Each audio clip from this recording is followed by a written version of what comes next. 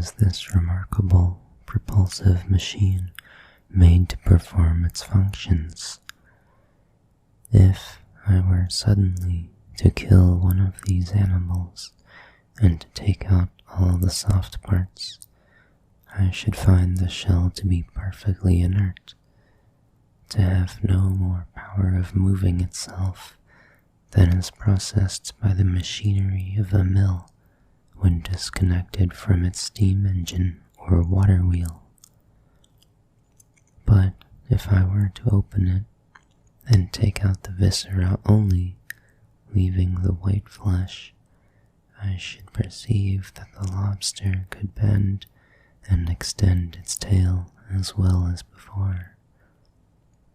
If I were to cut off the tail, I should cease to find any spontaneous motion in it.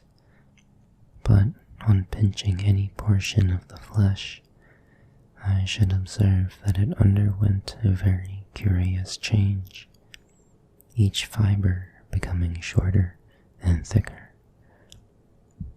By this act of contraction, as it is termed, the parts to which the end of the fiber are attached are, of course, approximated, and according to the relations of their points of attachment to the centers of motion of the different rings, the bending or the extension of the tail results.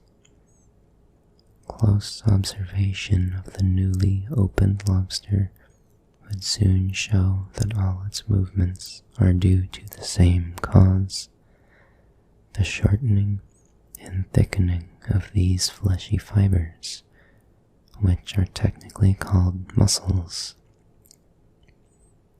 Here, then, is a capital fact. The movements of the lobster are due to muscle contractility. But why does a muscle contract at one time and not another? Why does one whole group of muscles contract when the lobster wishes to extend its tail, and another group when he desires to bend it? What as it originates, directs, and controls the motive power?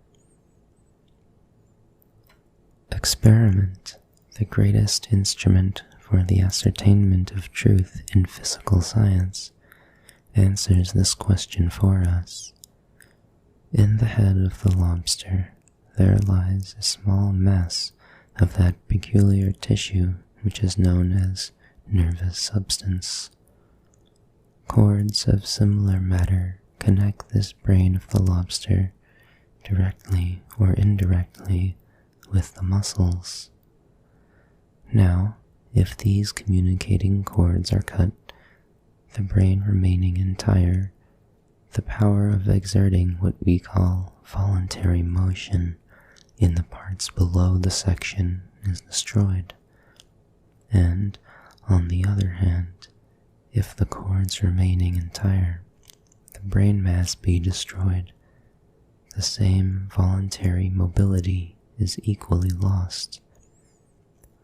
Whence the inevitable conclusion is that the power of originating these motions resides in the brain and is propagated along the nervous cords. In the higher animals, the phenomena which attend this transmission have been investigated, and the exertion of the peculiar energy which resides in the nerves has been found to be accompanied by a disturbance of the electrical state of their molecules. If we could exactly estimate the signification of this disturbance, if we could obtain the value of a given exertion of nerve force by determining the quantity of electricity or of heat of which it is the equivalent, if we could ascertain upon what arrangement or other condition of the molecules of matter the manifestation of the nervous and muscular energies depends, and doubtless science will some day or other ascertain these points, physiologists would have attained their ultimate goal in this direction. They would have determined the relation of the motive force of animals to the other forms of force found in nature. And if the same process had been successfully performed for all the operations which are carried on in and by the animal frame, physiology would be perfect, and the facts of morphology and distribution would be deducible from the laws which physiologists had established, combining with those determining the condition of the surrounding universe. There is not a fragment of the organism of this humble animal whose study would not lead us into regions of thought as large as those which I have briefly opened up to you. But what I have been saying, I trust, has not only enabled you to form a conception of the scope and purport of zoology, but has given you an imperfect example of the manner in which, in my opinion, that science, or indeed any physical science, may be best taught. The great matter is to make teaching real and practical by fixing the attention of the student on particular facts. But, at the same time, it should be rendered broad and comprehensive by constant reference to the generalizations of which all particular facts are illustrations. The lobster has served as a type of the whole animal kingdom, and its anatomy and physiology have illustrated for us some of the greatest truths of biology. The student who has once seen for himself the facts which I have described has had their relations explained to him, and has clearly comprehended them as, so far, a knowledge of zoology which is real and genuine, however limited it may be, and which is worth more than all the mere reading knowledge of the science he could ever acquire. His zoological information is, so far, knowledge and not mere hearsay. And if it were my business to fit you for the certificate in zoological science granted by this department, I should pursue a course precisely similar in principle to that which I have taken tonight. I should select a freshwater sponge, a freshwater polyp, or a cyanea, a freshwater mussel, a lobster, a fowl, as types of the 5 primary divisions of the animal kingdom. I should explain their structure very fully and show how each illustrated the great principles of zoology. Having gone very carefully and fully over this ground, I should feel that you had a safe foundation, and I should then take you in the same way, but less minutely, over similar selected illustrative types of the classes, and then I should direct your attention to the special forms enumerated under the head of types in this syllabus, and to the other facts there mentioned. That would, speaking generally, be my plan, but I have undertaken to explain to you the best mode of acquiring and communicating a knowledge of zoology, and you may therefore fairly ask me for a more detailed and precise account of the manner in which I should propose to furnish you with the information I refer to. My own impression is that the best model for all kinds of training in physical science is that afforded by the method of teaching anatomy in use in the medical schools. This method consists of 3 elements: lectures, demonstrations, and examinations. The object of lectures is, in the first place, to awaken the attention and excite the enthusiasm of the student, and this, I am sure, may be effected to a far greater extent by the oral discourse and by the personal influence of a respected teacher than in any other way. Secondly, lectures have the double use of guiding the students to the salient points of a subject, and at the same time forcing him to attend to the whole of it, and not merely to the part which takes his fancy. And lastly, lectures afford the student the opportunity of seeking explanations of those difficulties which will, and indeed ought to, arise in the course of his studies. But for a student to derive the utmost possible value from lectures, several precautions are needful. I have a strong impression that the better a discourse is as an oration, the worse it is as a lecture. The flow of discourse carries you on without proper attention to its sense. You drop a word or a phrase, you lose the exact meaning for a moment, and while you strive to recover yourself, the speaker has passed on to something else.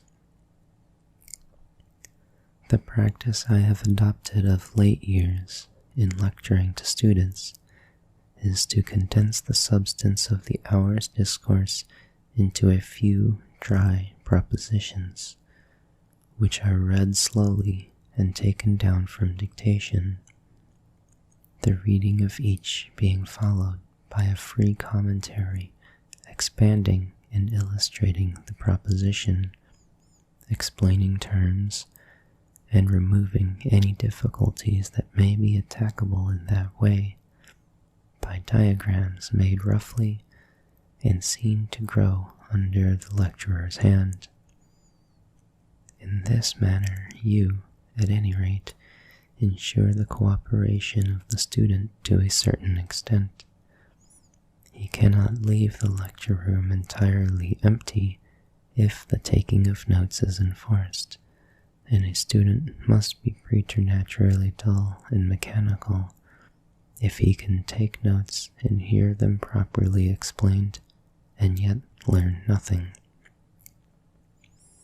What books shall I read is a question constantly put by the student to the teacher. My reply usually is, none. Write your notes out carefully and fully. Strive to understand them thoroughly. Come to me for the explanation of anything you cannot understand, and I would rather you did not distract your mind by reading. A properly composed course of lectures ought to contain fully as much matter as a student can assimilate in the time occupied by its delivery, and the teacher should always recollect that his business is to feed and not to cram the intellect. Indeed, I believe that a student who gains from a course of lectures the simple habit of concentrating his attention upon a definitely limited series of facts until they are thoroughly mastered has made a step of immeasurable importance.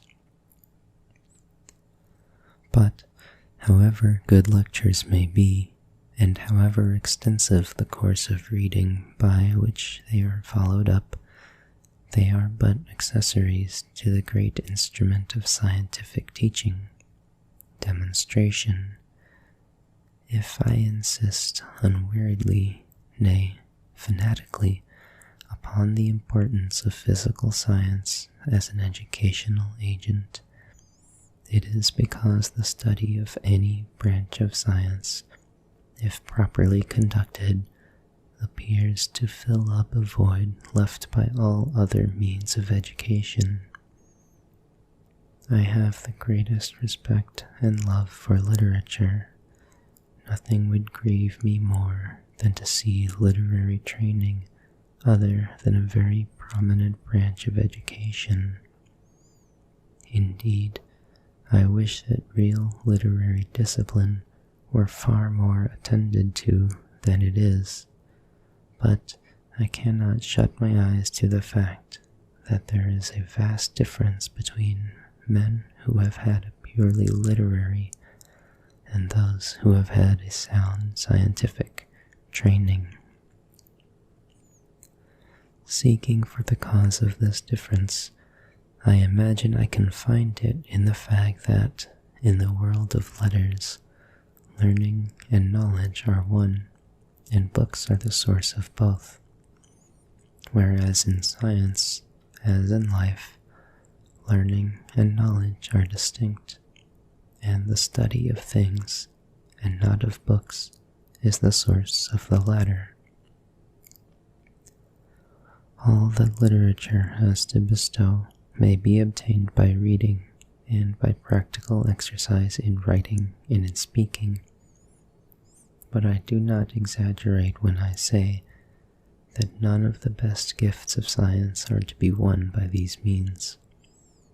On the contrary, the great benefit which a scientific education bestows, whether as training or as knowledge, is dependent upon the extent to which the mind of the subject is brought into immediate contact with facts, upon the degree to which he learns the habit of appealing directly to nature, and of acquiring through his senses concrete images of those properties of things which are, and always will be, but approximatively expressed in human language.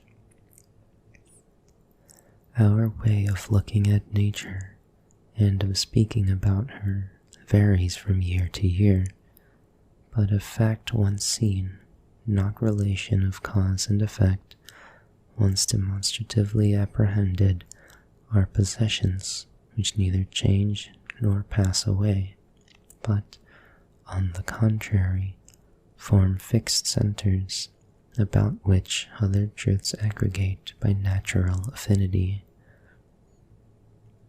Therefore, the great business of the scientific teacher is to imprint the fundamental, irrefragable facts of his science, not only by words upon the mind, but by sensible impressions upon the eye and ear and touch of the student, in so complete a manner that every term used or law enunciated should afterwards call up vivid images of the particular, structural, or other facts which furnish the demonstration of the law or the illustration of the term.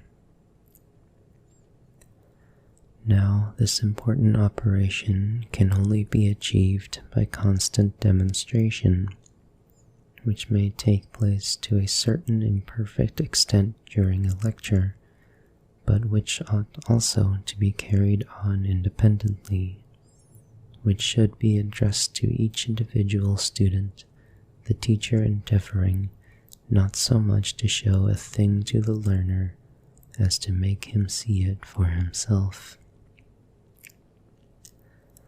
I am well aware that there are great practical difficulties in the way of effectual zoological demonstrations.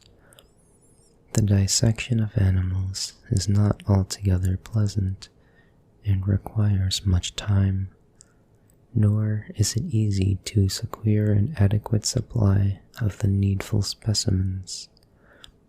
The botanist has here a great advantage. His specimens are easily obtained, and clean and wholesome, and can be dissected in a private house as well as anywhere else. And hence, I believe the fact that botany is so much more readily and better taught than its sister science. But be it difficult or be it easy, if zoological science is to be properly studied, demonstration, and consequently dissection must be had. Without it, no man can have a really sound knowledge of animal organization.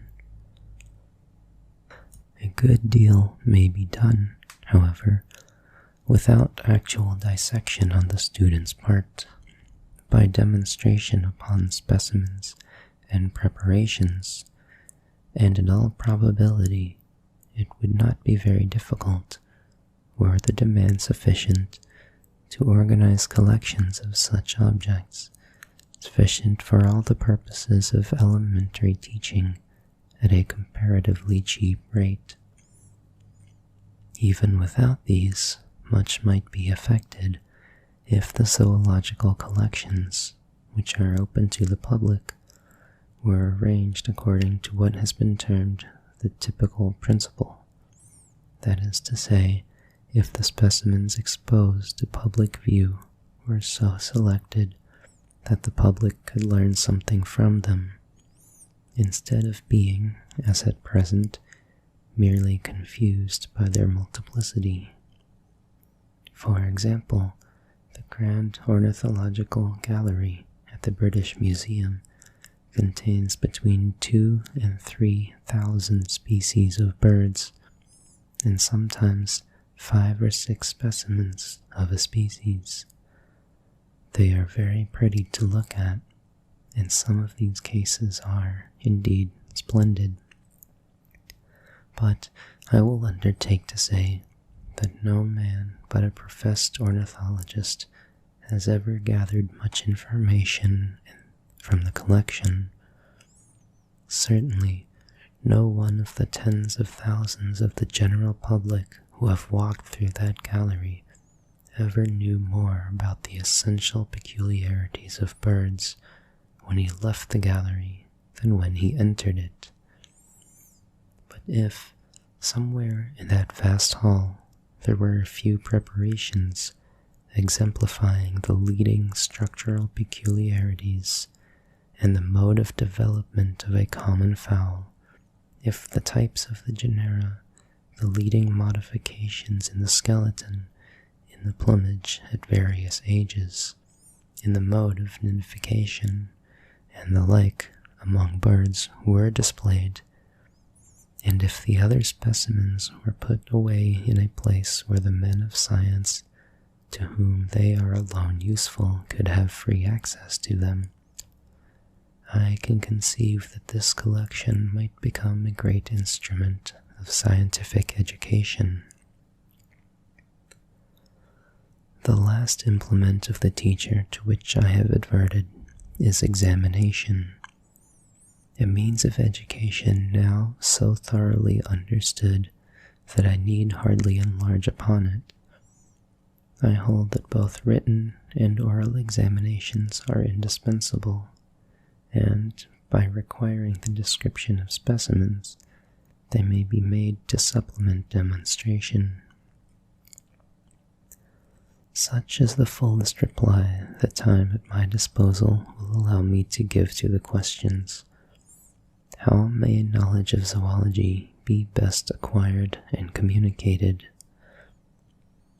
But there is a previous question which may be moved, and which, in fact, I know many are inclined to move. It is the question, why should training masters be encouraged to acquire a knowledge of this or any other branch of physical science? What is the use, it is said, of attempting to make physical science a branch of primary education? It is not probable that teachers, in pursuing such studies, will be led astray from the acquirement of more important but less attractive knowledge, and, even if they can learn something of science without prejudice to their usefulness, what is the good of their attempting to instill that knowledge into boys whose real business is the acquisition of reading, writing, and arithmetic? These questions are, and will be, very commonly asked, for they arise from that profound ignorance of the value and true position of physical science, which infests the minds of the most highly educated and intelligent classes of the community. But if I did not feel well assured that they are capable of being easily and satisfactorily answered, that they have been answered over and over again, and that the time will come when men of liberal education will blush to raise such questions, I should be ashamed of my position here tonight. Without doubt, it is your great and very important function to carry out elementary education. Without question, anything that should interfere with the faithful fulfillment of that duty on your part would be a great evil. And if I thought that your acquirement of the elements of physical science and your communication of those elements to your pupils involved any sort of interference with your proper duties, I should be the first person to protest against your being encouraged to do anything of the kind. But is it true that the acquisition of such knowledge of science is as proposed, and the communication of that knowledge are calculated to weaken your usefulness? Or, may I not rather ask, is it possible for you to discharge your functions properly without these aids? What is the purpose of primary intellectual education? I apprehend that its first object is to train the young in the use of those tools wherewith men extract information from the ever-shifting succession of phenomena which pass before their eyes, and that its second object is to inform them of the fundamental laws which have been found by experience to govern the course of things, so that they may not be turned on out into the world naked, defenseless, and a prey to the events they might control. The boy is taught to read his own and other languages, in order that he may have access to infinitely wider stores of knowledge that could ever be opened up to him by oral intercourse with his fellow man. He learns to write, that his means of communication with the rest of mankind may be indefinitely enlarged, and that he may record and store up the knowledge he acquires.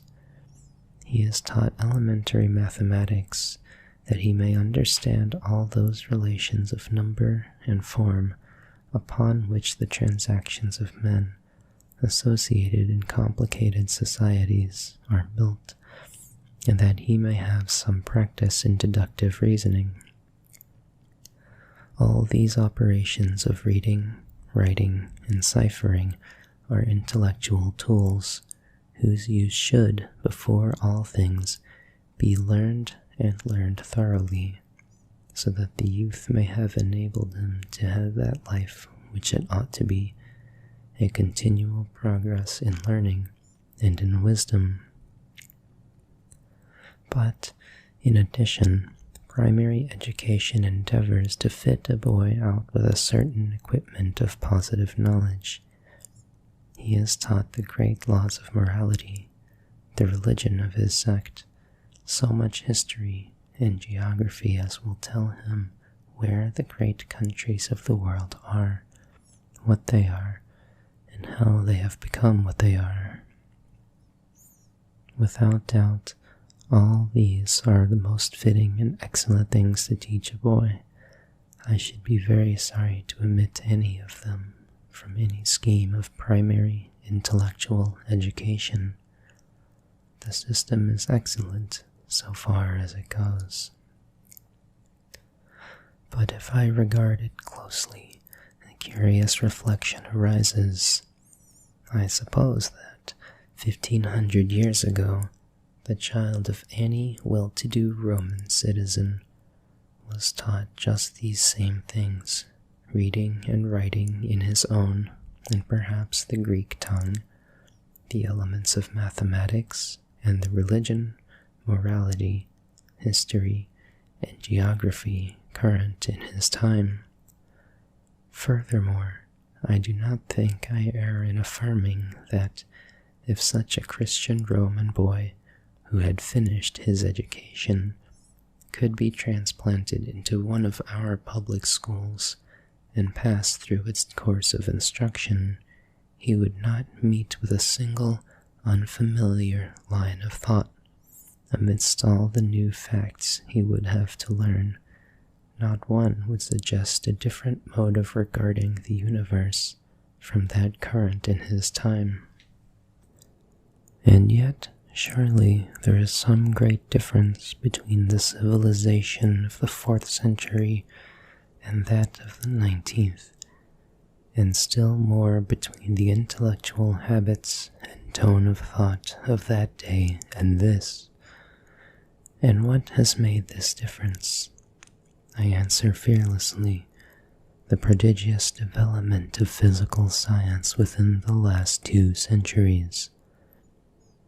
Modern civilization rests upon physical science. Take away her gifts to our own country, and our position among the leading nations of the world is gone tomorrow. For it is physical science only that makes intelligence and moral energies stronger than brute force. The whole of modern thought is steeped in science.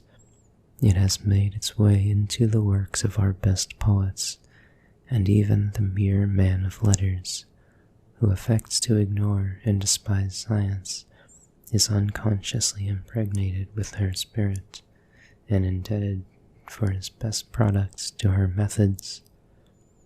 I believe that the greatest intellectual revolution mankind has yet seen is now slowly taking place by her agency.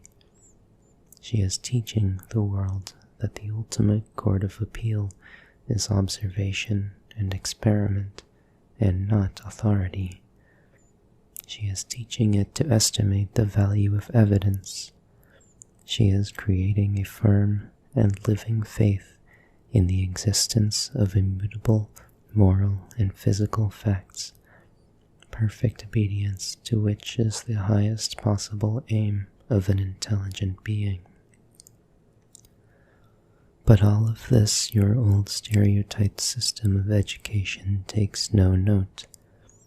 Physical science, its methods, its problems, and its difficulties will meet the poorest boy at every turn, and yet we educate him in such a manner that he shall enter the world as ignorant of the existence of the methods and facts of science as the day he was born. The modern world is full of artillery, and we turn out our children to do battle in it, equipped with the shield and sword of an ancient gladiator. Posterity will cry shame on us if we do not remedy this deplorable state of things. Nay, if we live 20 years longer, our own consciences will cry shame on us. It is my firm conviction that the only way to remedy it is to make the elements of physical science an integral part of primary education. I have endeavored to show you how that may be done for that branch of science which it is my business to pursue, and I can but add that I should look upon the day when every schoolmaster throughout this land was a center of genuine, however rudimentary, scientific knowledge as an epoch in the history of the country. But let me entreat you to remember my last words. Addressing myself to you as teachers, I would say mere book learning in physical science is a sham and a delusion. What you teach, unless you wish to be impostors, that you must first know, and real knowledge in science means personal acquaintance with the facts, be they few or many. On the Study of Zoology by Thomas H. Huxley. Natural history is the name familiarly applied to the study of the properties of such natural bodies as minerals, plants, and animals. The sciences which embody the knowledge man has acquired upon these subjects are commonly termed natural sciences, in contradistinction to other so-called physical sciences, and those who devote themselves especially to the pursuit of such sciences have been and are commonly termed naturalists.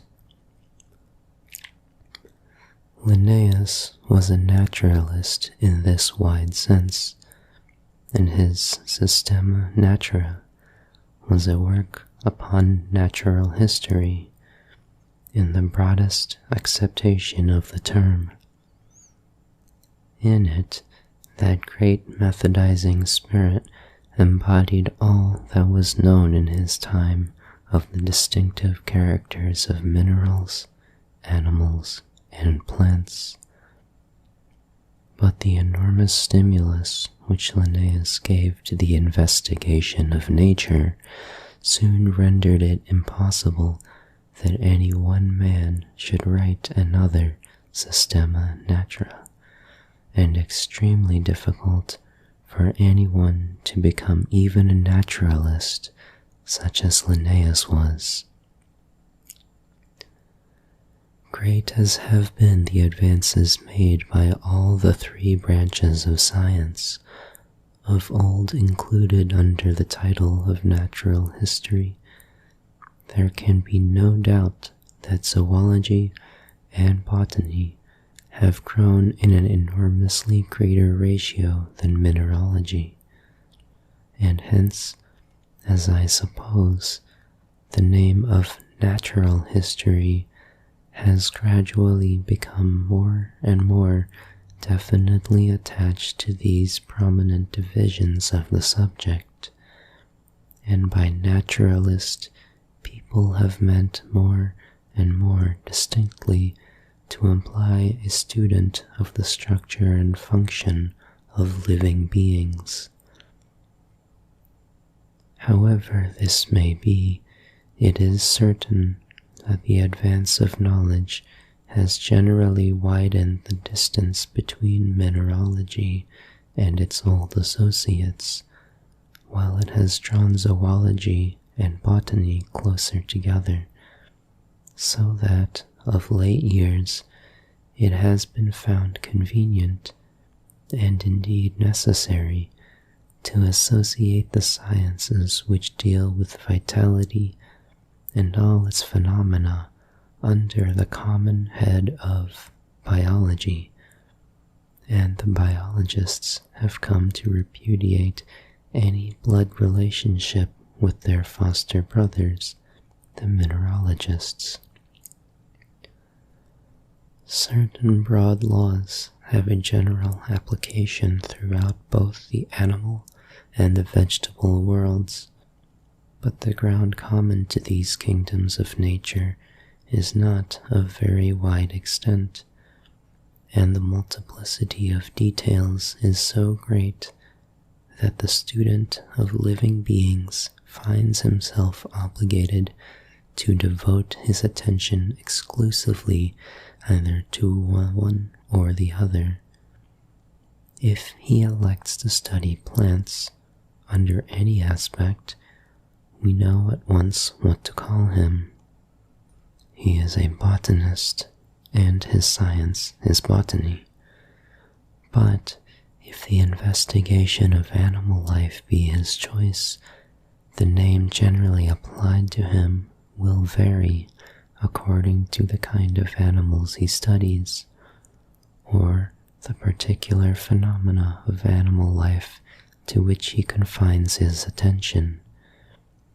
If the study of man is his object, he is called an anatomist or a physiologist, or an ethnologist, but if he dissects animals, or examines into the mode in which their functions are performed, he is a comparative anatomist or comparative physiologist.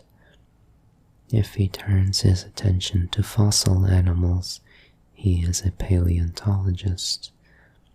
If his mind is more particularly directed to the specific description, discrimination, classification, and distribution of animals, he is termed a zoologist. For the purpose of the present discourse, however, I shall recognize none of those titles save the last, which I shall employ as the equivalent of botanist, and I shall use the term zoology as denoting the whole doctrine of animal life, in contradistinction to botany, which signifies the whole doctrine of vegetable life. Employed in this sense, zoology, like botany, is divisible into three great but subordinate sciences: morphology, physiology, and distribution, each of which may, to a very great extent, be studied independently of the other. Zoological morphology is the doctrine of animal form or structure. Anatomy is one of its branches, development is another, while classification is the expression of the relations which different animals bear to one another in respect of their anatomy and their development. Zoological distribution is the study of animals in relation to the terrestrial conditions which obtain now, or have obtained at any previous epoch of the Earth's history. Zoological physiology, lastly, is the doctrine of the functions of animals. It regards animal bodies as machines impelled by certain forces and performing an amount of work which can be expressed in terms of the ordinary forces of nature. The final object of physiology is to deduce the facts of morphology on the one hand, and those of distribution on the other, from the laws of the molecular forces of matter. Such is the scope of zoology, but if I were to content myself with the enunciation of these dry definitions, I should ill exemplify that method of teaching this branch of physical science, which it is my chief business tonight to recommend. Let us turn away then from abstract definitions. Let us take some concrete living thing, some animal, the commoner the better, and let us see how the application of common sense and common logic to the obvious facts it presents inevitably leads us into all these branches of zoological science. I have before me a lobster. When I examine it, what appears to be the most striking character it presents? Why, I observe that this part, which we call the tail of the lobster, is made up of 6 distinct hard rings and a 7th terminal piece. If I separate one of the middle rings, say the 3rd, I find it carries upon its under surface a pair of limbs or appendages, each of which consists of a stalk and 2 terminal pieces, so that I can represent a transverse section of the ring and its appendages upon the diagram board in this way. Now, if I take the 4th ring, I find it has the same structure, So have the fifth and the second, so that in each of these divisions of the tail I find parts which correspond to one another, a ring and two appendages, and in each appendage a stalk and two end pieces. These corresponding parts are called, in the technical language of anatomy, homologous parts. The ring of the third division is the homologue of the ring of the fifth. The appendage of the former is the homologue of the appendage of the latter. And as each division exhibits corresponding parts in corresponding places, we say that all the divisions are constructed upon the same plan. But now let us consider the sixth division. It is similar to, and yet different from, the others.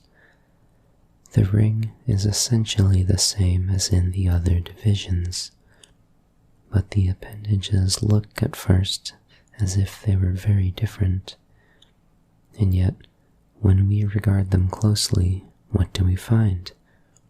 A stalk and two terminal divisions, exactly as in the others, but the stalk is very short and very thick.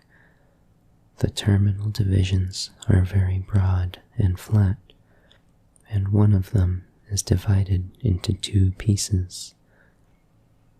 I may say, therefore, that the sixth segment is like the others in plan, but that it is modified in its details. The first segment is like the others, so far as its ring is concerned, and though its appendages differ from any of those yet examined in the simplicity of their structure, parts corresponding with the stem and one of the divisions of the appendages of the other segments can be readily discerned in them. Thus, it appears that the lobster's tail is composed of a series of segments which are fundamentally similar, though each presents peculiar modifications of the plan common to all.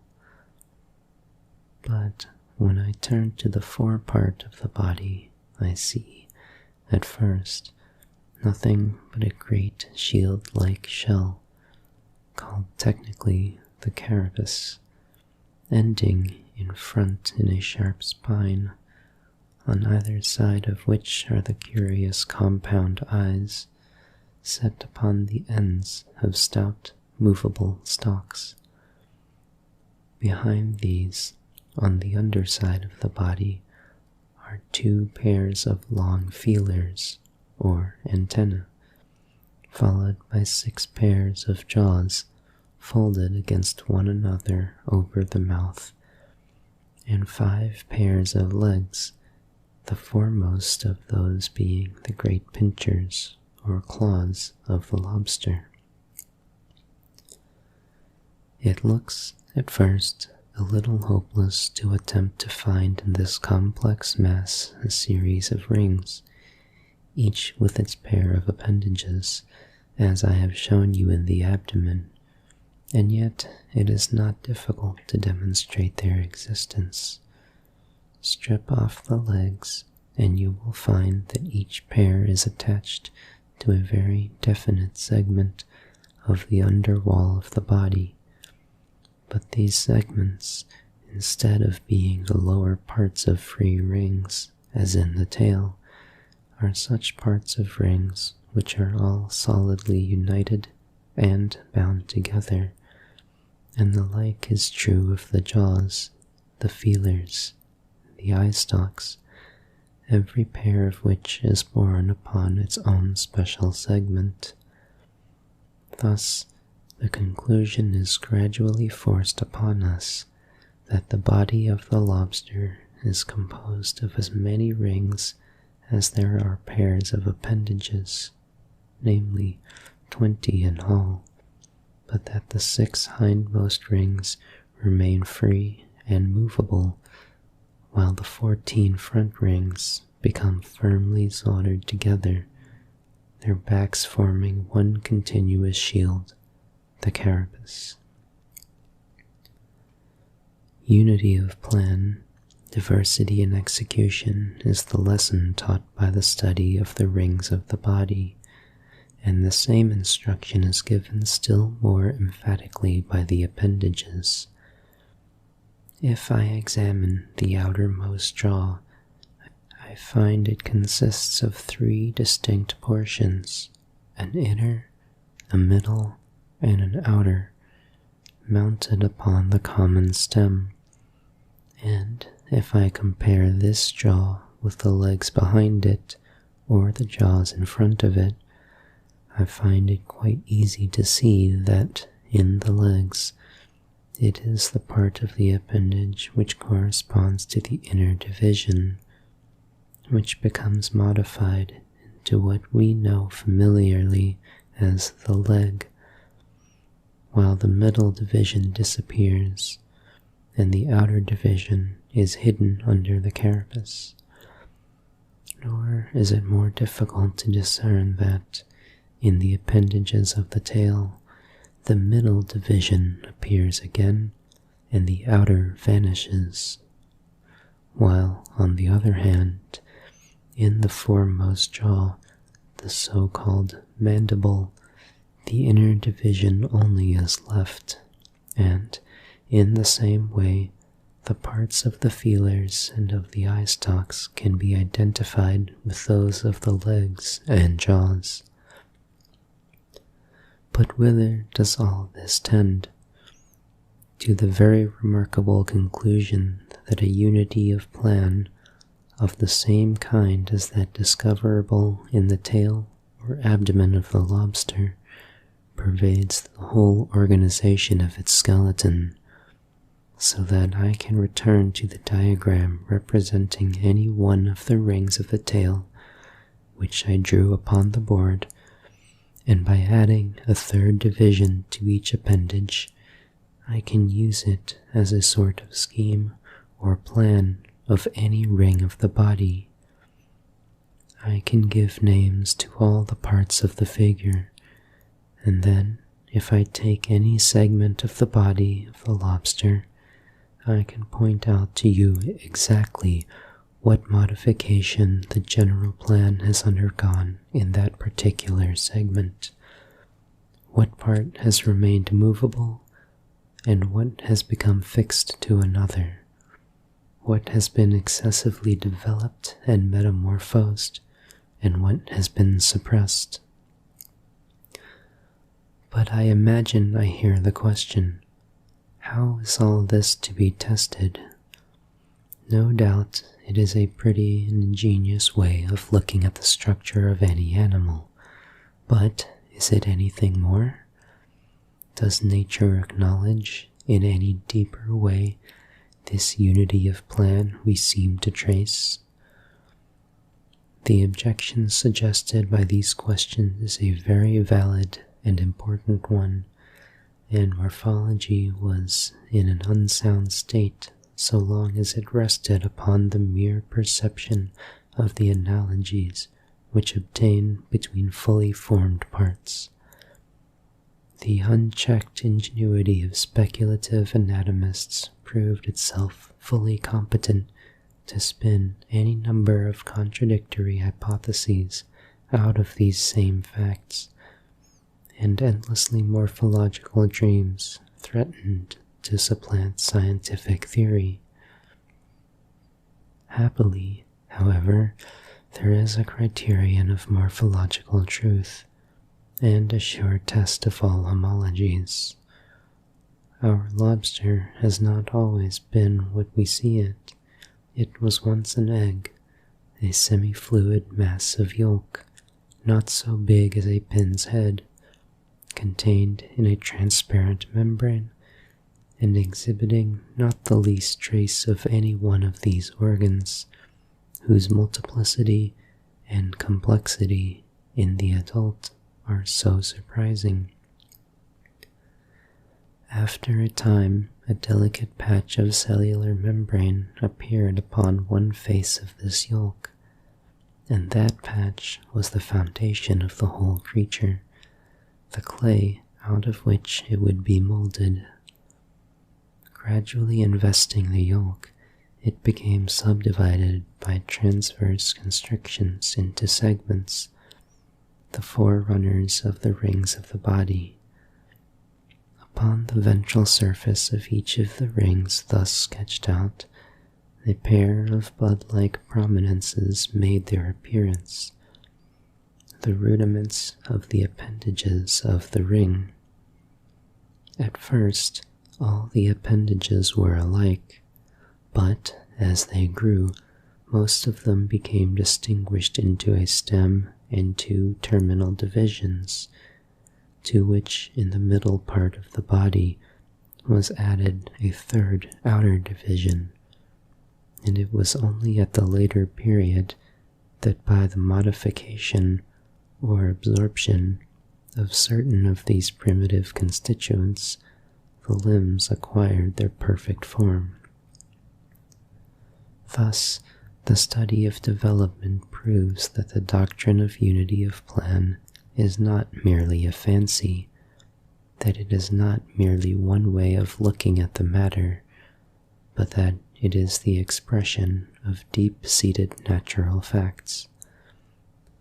The legs and jaws of the lobster may not merely be regarded as modifications of a common type. In fact, and in nature, they are so. The leg and the jaw of the young animal being, at first, indistinguishable. These are wonderful truths, the more so because the zoologist finds them to be of universal application.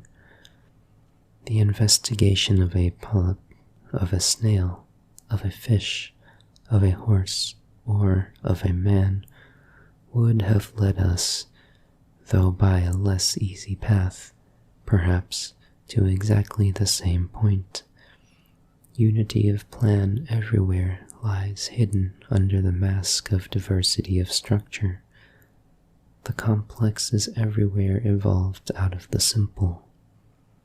Every animal has at first the form of an egg, and every animal and every organic part, in reaching its adult state, passes through conditions common to other animals and other adult parts. And this leads me to another point.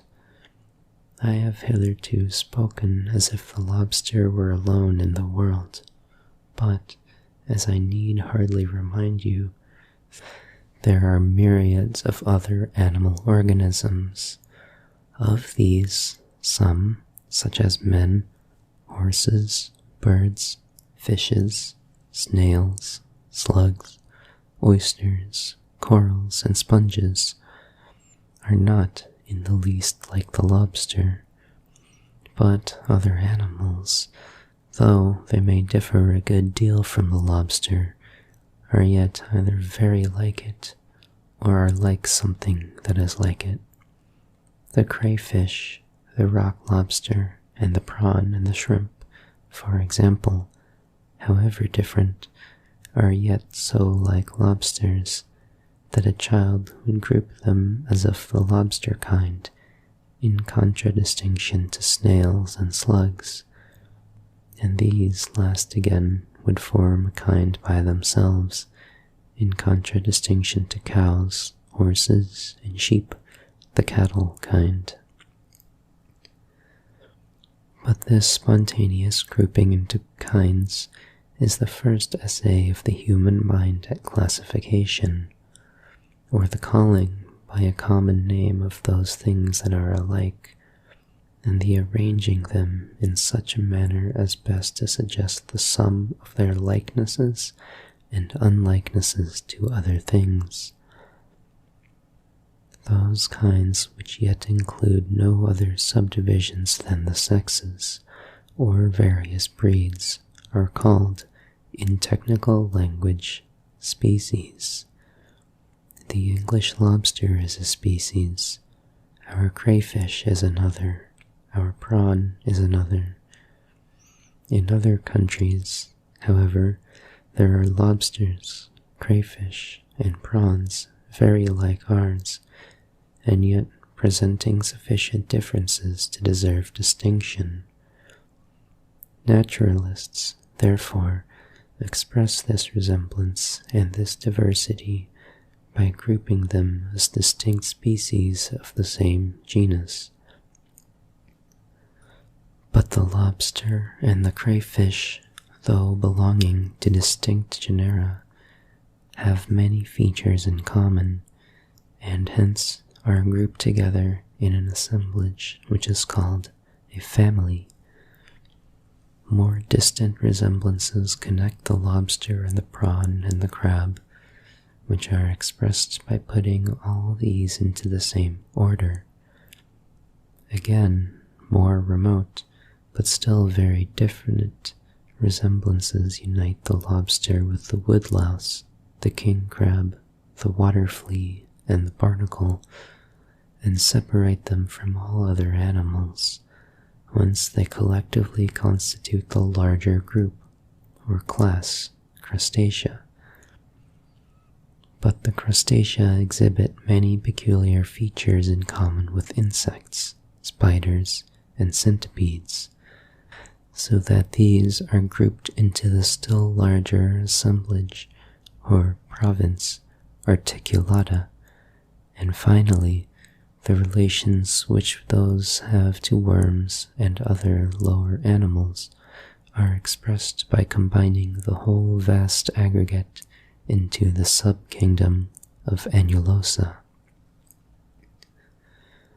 If I had worked my way from a sponge instead of a lobster, I should have found it associated by like ties with a great number of other animals into the subkingdom Protozoa. If I had selected a freshwater polyp or a coral, the members of what naturalists term the subkingdom Coelenterata would have grouped themselves around my type. Had a snail been chosen, the inhabitants of all univalve and bivalve, land and water, shells, the lamp shells, the squids, and the sea mat would have gradually linked themselves onto it as members of the same subkingdom of Mollusca. And finally, starting from man, I should have been compelled to admit first the ape, the rat, the dog, the horse into the same class, and then the bird, the crocodile, the turtle, the frog, and the fish into the same subkingdom of Vertebrata. And if I had followed out all of these various lines of classification fully, I should discover in the end that there was no animal, either recent or fossil, which did not at once fall into one or other of these subkingdoms. In other words, every animal is organized upon one or other of the 5 or more plans whose existence renders our classification possible. And so definitely and precisely marked is the structure of each animal that, in the present state of our knowledge, there is not the least evidence to prove that a form, in the slightest degree transitional between any of the two groups, Vertebrata, Annulosa, Mollusca, and Coelenterata, either exists or has existed during that period of the Earth's history which is recorded by the geologist. Nevertheless, you must not for a moment suppose, because no such transitional forms are known, that the members of the subkingdoms are disconnected from, or independent of, one another. On the contrary, in their earliest condition, they are all alike, and the primordial germs of a man, a dog, a bird, a fish, a beetle, a snail, and a polyp are, in no essential structural respects, distinguishable. In this broad sense, it may with truth be said that all living animals and all those dead creations which geology reveals are bound together by an all-pervading unity of organization, of the same character, though not equal in degree, to that which enables us to discern one and the same plan amidst the 20 different segments of a lobster's body. Truly, it has been said that to the clear eye the smallest fact is a window through which the infinite may be seen. Turning from these purely morphological considerations, let us now examine into the manner in which the attentive study of the lobster impels us into other lines of research. Lobsters are found in all the European seas, but on the opposite shores of the Atlantic and in the seas of the southern hemisphere they do not exist. They are, however, represented in these regions by very closely allied but distinct forms, the Homarus americanus and the Homarus capensis, so that we may say that the European has one species of Homarus, the American another, the African another, and thus the remarkable facts of geographical distribution begin to dawn upon us. Again, if we examine the contents of the earth's crust, we shall find in the latter of those deposits which have served us as the great burying grounds of past ages, numberless lobster-like animals, but none so similar to our living lobster as to make zoologists sure that they belonged even to the same genus. If we go still further back in time, we discover in the oldest rocks of all the remains of animals constructed on the same general plan as the lobster and belonging to the same great group of crustacea, but, for the most part, totally different from the lobster, and indeed from any other living form of crustacean, and thus we gain a notion of that successive change of the animal population of the globe in past ages, which is the most striking fact revealed by geology. Consider, now, where our inquiries have led us. We studied our type morphologically when we determined its anatomy and its development, and when comparing it in these respects with other animals, we made out its place in a system of classification. If we were to examine every animal in a similar manner, we should establish a complete body of zoological morphology. Again, we investigated the distribution of our type in space and in time, and, if the like had been done with every animal, the sciences of geographical and geological distribution would have attained their limit. But you will observe one remarkable circumstance, that, up to this point, the question of the life of these organisms has not come under consideration. Morphology and distribution might be studied almost as well, if animals and plants were a particular kind of crystals and possessed none of those functions which distinguish living beings so remarkably. But the facts of morphology and distribution have to be accounted for, and the science, whose aim it is to account for them, is physiology. Let us return to our lobster once more. If we match the creature in its native element, we should see it climbing actively the submerged rocks, among which it delights to live by means of its strong legs, or swimming by powerful strokes of its great tail, the appendages of whose sixth joint are spread out into a broad fan-like propeller.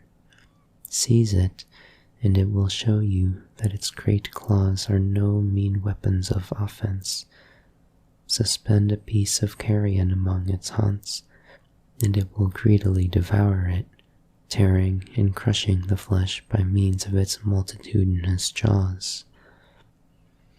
Suppose that we had known nothing of the lobster but as an inert mass, an organic crystal, and, if I may use the phrase, that we could suddenly see it exerting all these powers.